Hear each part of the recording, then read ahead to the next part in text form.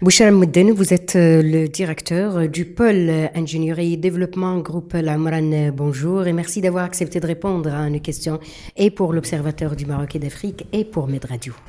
Bonjour, merci à vous. Alors, Madame Moudden, récemment, Al Amran et l'Institut de recherche en énergie solaire et énergie nouvelle viennent de signer un partenariat cadre. Donc, une toute petite première question. L'objectif de ce dit partenariat ou de cette convention et quels sont les axes autour desquels s'articule cette alliance? Effectivement, donc c'était le 12 de ce mois, du mois de février de 2020, il y a eu la signature d'un partenariat cadre entre notre groupe, l'Amran, et l'Institut de recherche en énergie solaire et en énergie nouvelle, ce qu'on appelle l'IRESEN.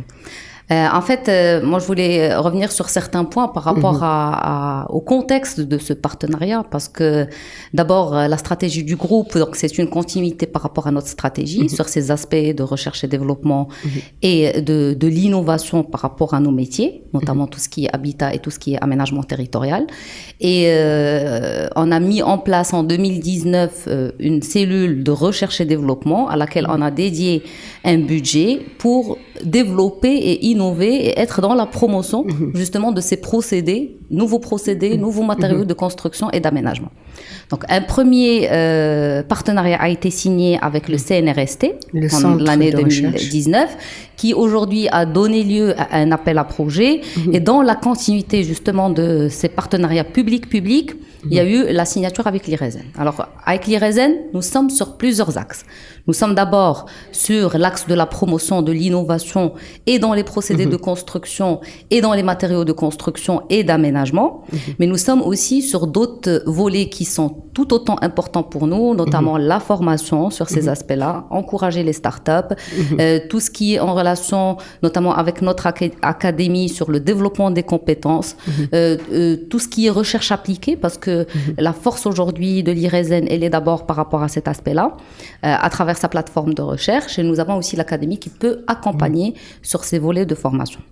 Il y a aussi tout ce qui est reconnaissance et de l'innovation qu'il y a dans le marché, parce que c'est un marché qui est assez particulier, où il y a pas, c'est un secteur où il n'y a pas beaucoup d'innovation, en encourageant les startups, mais en mettant aussi un référentiel en termes de labellisation. Donc, il y a une proposition de mettre en place une labellisation sur des matériaux innovants, donc avec l'IRESEN conjointement, et la promotion dans le cadre de la veille, que ce soit en national ou international, de tout le travail et les efforts qui se font dans ce domaine, dans ce secteur principalement pour le Maroc. Alors, Madame Moudden, une telle alliance, certes, a pour objectif de servir de catalyseur en matière de l'innovation, en matière de recherche et développement.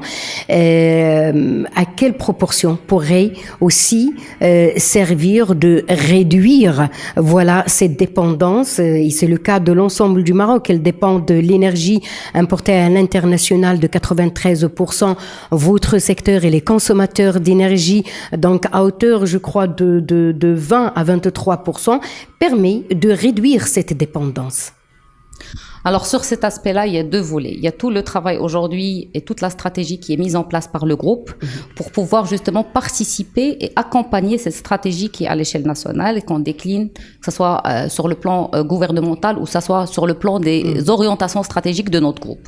Donc à travers ça, il y a eu tout l'exercice qui a été fait et l'IRESEN, le partenariat vient en continuité par la mise en place de la réglementation nationale sur tout ce qui est efficacité énergétique, ce qu'on appelle la RTCM. Et le groupe a été précurseur sur 4 projets pilotes qui ont permis justement à l'accompagnement de la mise en place de cette réglementation. Nous avons continué avec d'autres projets qui intègrent ces aspects d'efficacité énergétique et la recherche et développement est venue justement pour encourager la mise en place de l'innovation sur ces aspects-là.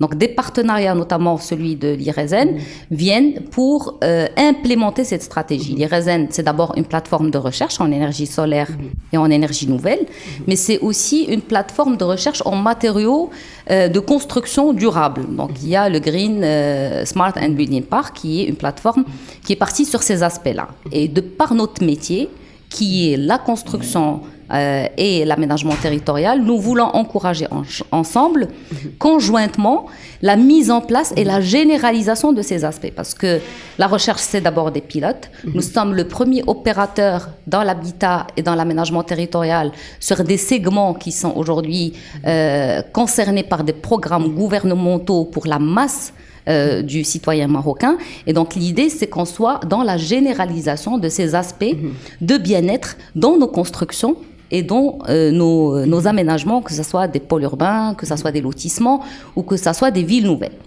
Donc c'est un peu cette retranscription de l'échelle laboratoire à l'échelle réelle qui va permettre, à travers la généralisation, de pouvoir apporter le plus d'efficacité énergétique et atteindre l'objectif qui est aussi un objectif de stratégie nationale.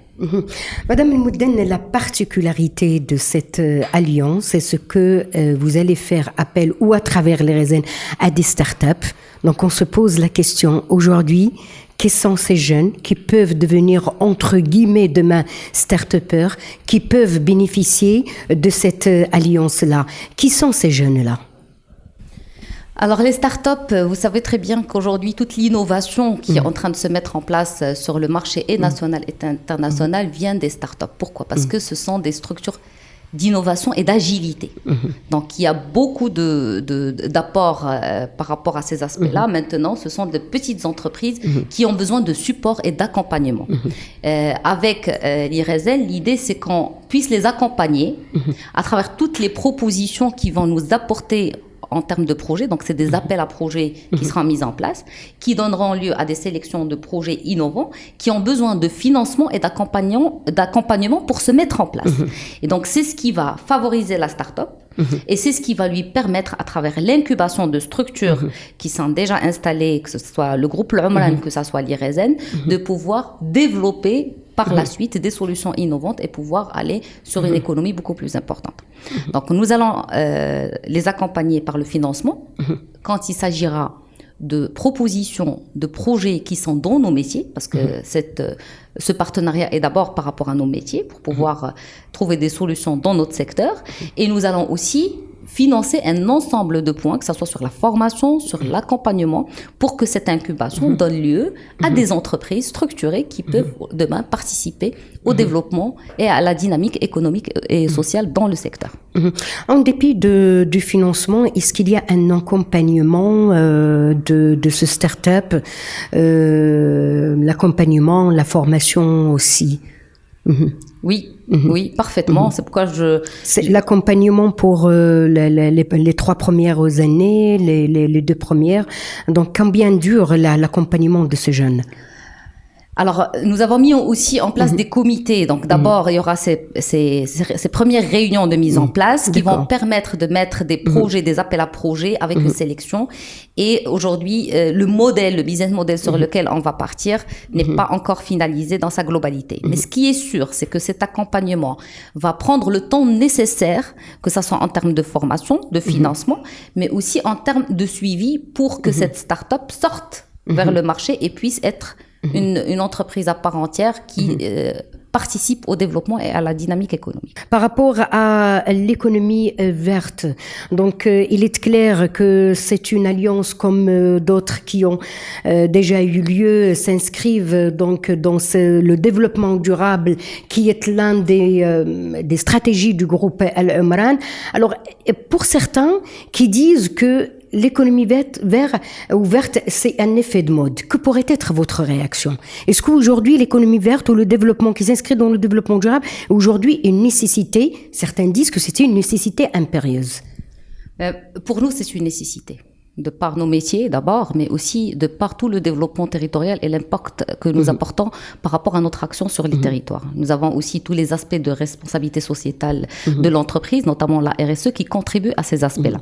Donc, pour dire que la direction du développement durable avec ses relais pour l'ensemble des sociétés filiales du groupe, c'est quelque chose qui a existé depuis 2012 au niveau du groupe. Et à travers ça, nous avons mis en place plusieurs stratégies pour pouvoir implémenter ces mesures de développement durable à l'intérieur des projets que nous réalisons. notamment ces aspects d'efficacité énergétique, mais pas seulement, parce que le développement durable, c'est aussi la pérennité par rapport à l'impact de nos activités et l'impact de l'action sur les territoires. Ce qu'il faudrait aussi savoir, c'est que c'est dans l'ADN du groupe. Nous sommes d'abord un opérateur public et une entreprise à vocation sociale. Donc tout le travail que nous faisons, toute notre activité, elle est autour de l'amélioration du bien-être des populations et du citoyen, mais surtout de contribuer justement à assurer du bien-être et des bonnes conditions pour les couches sociales les plus démunies. Donc c'est quelque chose de complètement intégré, mais c'est quelque chose auquel on y croit très fort et on essaie de mettre en place tous les aspects pour pouvoir la réaliser et la concrétiser sur les territoires. C'est-à-dire que ça soit un impact fort, positif sur les territoires et des territoires, je parle de l'ensemble du territoire national. Justement, vous venez de le dire, Madame El Moudden, nous sommes un groupe à vocation sociale et pourtant l'innovation et la recherche et développement, il est coûteux. Donc, comment vous arrivez à résoudre cette équation? Ben justement, on a à travers les projets pilotes, c'était aussi ces aspects justement de test pour pouvoir s'assurer qu'il y a 3 paramètres pris en compte. Parce que cette recherche et cette innovation, elle est d'abord là pour servir 3 aspects. Permettre de réduire les coûts par rapport à nos réalisations, assurer une meilleure qualité et des délais beaucoup plus importants de réalisation. Donc 3 aspects importants et prérequis pour lesquels nous mettons en place ces expérimentations et cette innovation dans la recherche et développement par rapport à des procédés et des matériaux de construction, c'est pour pouvoir optimiser ces 3 aspects. Il y a le développement durable, oui, nécessite un surcoût sur certaines mesures, on va dire, sur certaines mesures. Mais si on est dans la généralisation, nous allons développer autour de ces solutions tout un écosystème. Et c'est là où ces coûts-là vont être beaucoup plus banalisés. On va pouvoir justement créer une dynamique économique et de la valeur locale qui va permettre de descendre ces coûts. C'est pour ça qu'on a toujours cette ambition de pouvoir contribuer, mais par la généralisation, parce que l'effet masse va permettre le développement d'une économie parallèle autour du développement durable. Vous n'avez pas cité une variable qui est... en fait, c'est pas une variable, mais c'est une valeur. C'est la notoriété. Donc, c'est automatique. Donc, quand vous allez gagner sur les 3 variables que vous avez citées, donc vous allez gagner en notoriété, vous allez la renforcer. Ça va être notre dernière question, si vous permettez, avant que je vous laisse le micro ouvert. Alors, après le centre de recherche, aujourd'hui, c'est l'IRESEN. Est-ce que vous comptez multiplier et reproduire l'expérience? Nous voulons d'abord concrétiser. Ces partenariats public-public sont là pour tracer un cadre. Et à travers ce cadre, notre objectif premier est de pouvoir concrétiser de vrais projets avec de vraies solutions techniques, d'innovation et de recherche qui vont nous permettre d'aller vers la généralisation.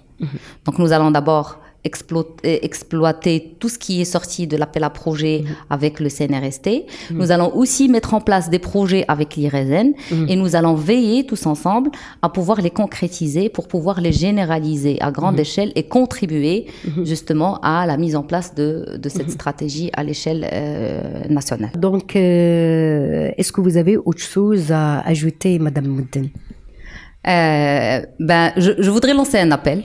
Donc, à travers le partenariat et l'appel à projet qu'on a eu avec le CNRST, c'était les chercheurs et les académiciens qui étaient concernés. Donc, des jeunes qui sont dans la recherche, dans des universités et qui ont répondu en masse, ce qui nous a vraiment agréablement surpris.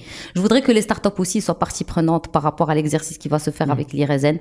Aujourd'hui, on a besoin d'une convergence et d'une concertation de tous les efforts pour pouvoir contribuer à réaliser les stratégies à l'échelle nationale et pouvoir atteindre cet objectif. Donc, n'hésitez pas à aller vers l'innovation, vers l'agilité, parce que c'est l'agilité et la créativité de ces startups qu'on vise aujourd'hui pour pouvoir construire ensemble un Maroc durable. Très bien. Alors, Madame Bouchra El Moudden, je rappelle que vous êtes le directeur du pôle ingénierie et développement, groupe Al Omran. Merci encore une fois d'avoir accepté de répondre à nos questions et pour l'Observateur du Maroc et d'Afrique et pour Med Radio. Merci à vous. Merci.